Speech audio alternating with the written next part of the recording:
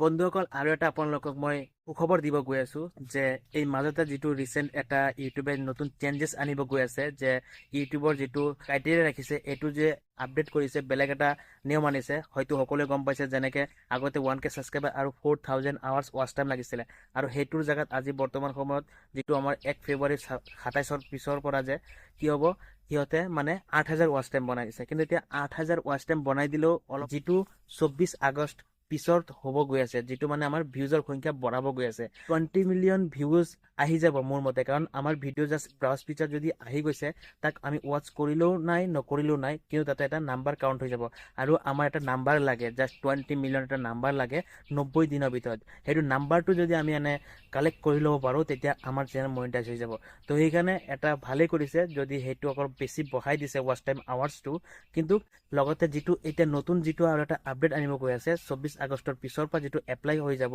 আমি সকলোৱে পাই যাম আমাৰ চেনেলত যে ভিউজৰ সংখ্যা কাউণ্ট কৰাৰ চিষ্টেমটো যে বেলেগ কৰিব গৈ আছে ইউটিউবে সেইটোৰ কাৰণে বহুতেই ভাল হৈছে ইমান এটা ইম্পেক্ট নপৰে মই ভাবোঁ তো বন্ধুসকল আপোনালোকে কি ভাবে কমেণ্ট কৰি জনাব আৰু চেনেলটোত ছাবস্ক্ৰাইব কৰিবলৈ একেবাৰে নাপাহৰিব ফেচবুকত চালে ফ'ল' কৰিব একেবাৰে নাপাহৰিব কাৰণ ইউটিউব ৰিলেটেড আৰু ফেচবুক ৰিলেটেড ইনফৰ্মেটিভ ভিডিঅ'সমূহ এই চেনেলত আপোনালোকে সদায় পাই থাকিব